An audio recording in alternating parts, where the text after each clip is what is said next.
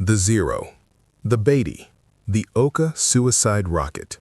Each name tells a story of innovation pushed to its limits, desperation in the war's final years, and the pilots who took these machines into the sky.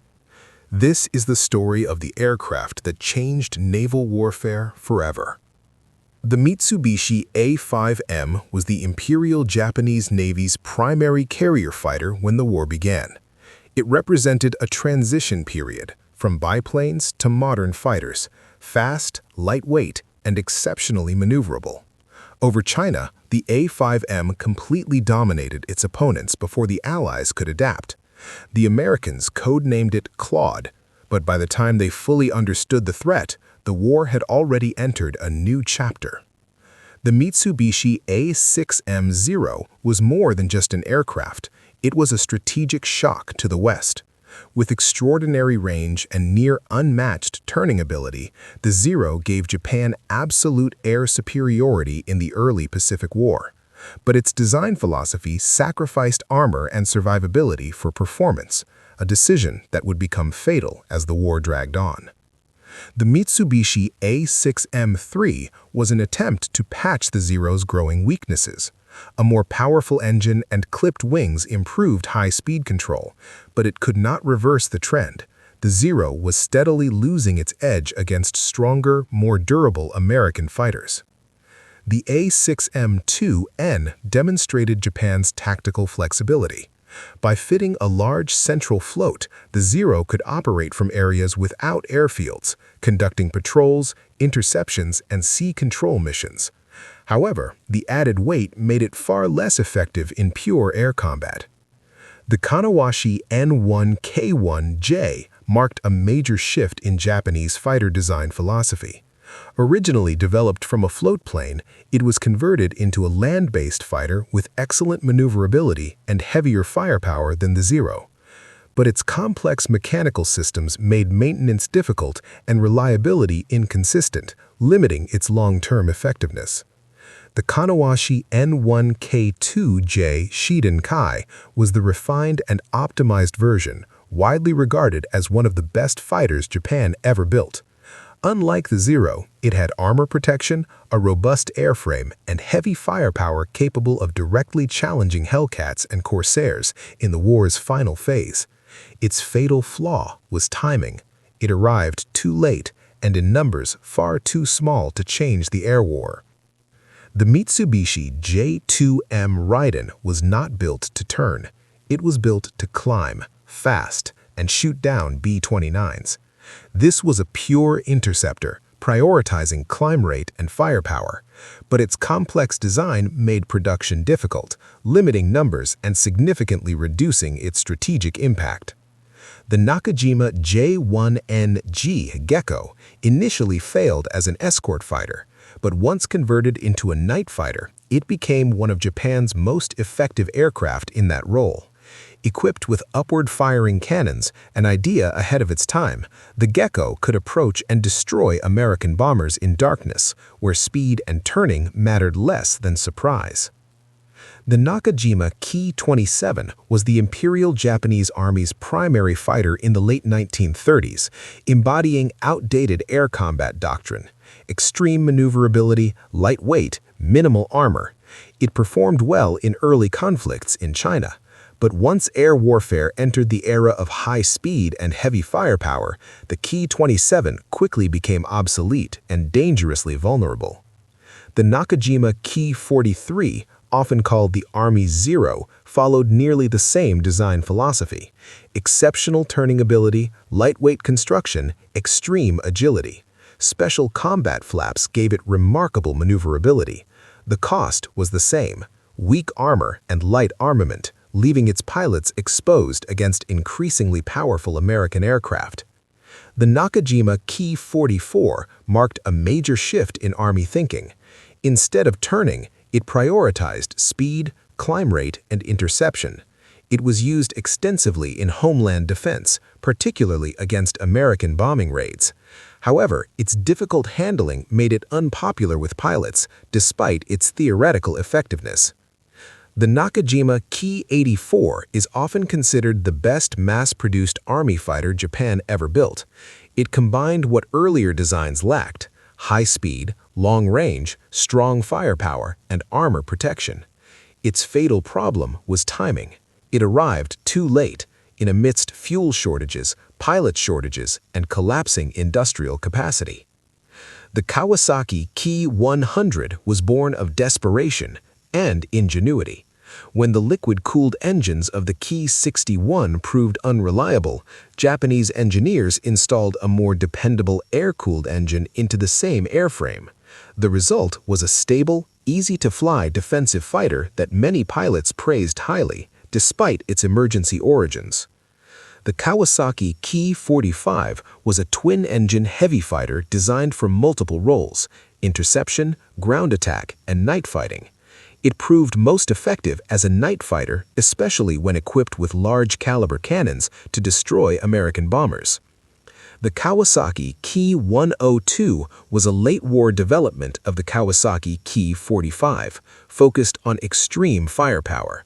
Some variants carried a 57mm cannon capable of destroying bombers with just a few hits, but heavy weight and limited production prevented meaningful strategic impact. The Kawasaki Ki-93 was an extreme prototype designed as a dedicated bomber killer.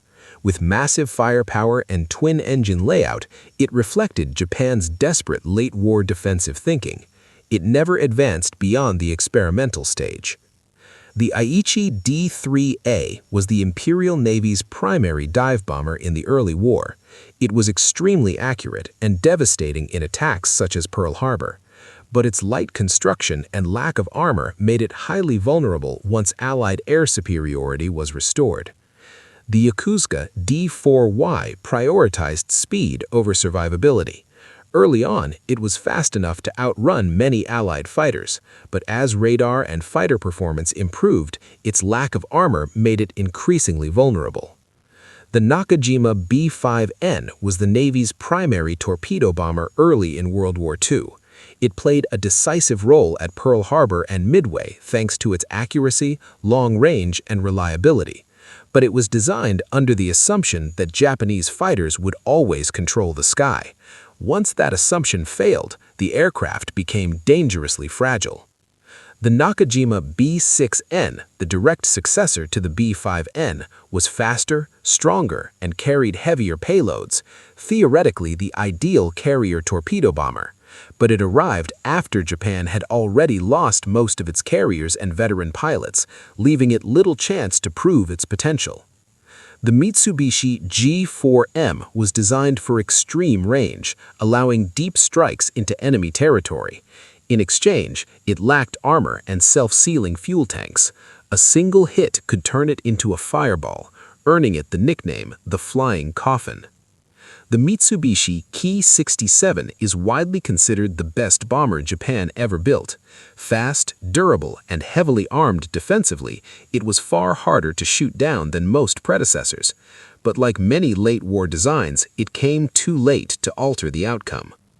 The Aichi E-13A Jake was the Navy's primary reconnaissance aircraft, long-ranged, durable, and frequently launched from warships to scout and guide fleets.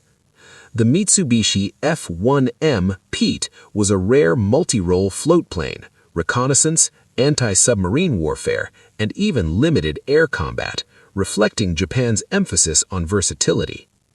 The Kawasaki H-6K was Japan's first truly effective long-range flying boat, designed for ocean patrol, reconnaissance, and transport. It enabled early war control over vast maritime areas, but its weak armor and defenses made it vulnerable as Allied air superiority proliferated. The Kawasaki H-8K Emily was the pinnacle of Japanese flying boat design, often considered the best flying boat of World War II. Compared to the H-6K, it featured improved armor, extremely strong defensive armament, and exceptional range. It excelled in patrol, reconnaissance, transport, and special missions, and was one of the few Japanese aircraft the Allies genuinely feared. The Yokosuka YE-14Y was a submarine-launched reconnaissance aircraft, an extraordinarily bold concept. It even conducted reconnaissance flights over the continental United States, a feat achieved by very few Japanese aircraft. The Nakajima L-2D, based on the American DC-30, formed the backbone of Japan's air transport system. It carried troops, supplies, and key personnel across vast distances. Though slow, unarmed, and vulnerable, it was vital to sustaining a prolonged war, and its vulnerability made Japanese logistics easy to disrupt. The Takachiwa Ki-54 was a light transport and multi-role trainer for the Army, used for liaison, officer transport, crew training, and light logistics. Reliable and widespread, it lacked any defensive capability. The Mitsubishi Ki-57 was a medium transport adapted from a bomber airframe, often used for VIP, command, and critical supply missions. Like other Japanese transports, it relied entirely on air superiority, which Japan steadily lost. The Yokosuka K-5Y was the most common basic trainer of the Japanese Navy. Simple, forgiving, and easy to maintain, it trained tens of thousands of pilots. In the war's final phase, these same trainers were used to prepare kamikaze pilots, turning a training aircraft into a gateway to death. The Tachikawa K-9 served as the Army's intermediate trainer, bridging basic training and combat aircraft. As the war dragged on and training time shortened, many pilots graduated with dangerously incomplete skills. The Yokosuka MYX-7 Oka was a manned suicide weapon, designed to crash directly into enemy ships at extreme speed. Though psychologically terrifying, its practical effectiveness was limited because the carrier aircraft were easily shot down. The Oka became the ultimate symbol of Japan's final desperation, a weapon born when no options remained except total sacrifice.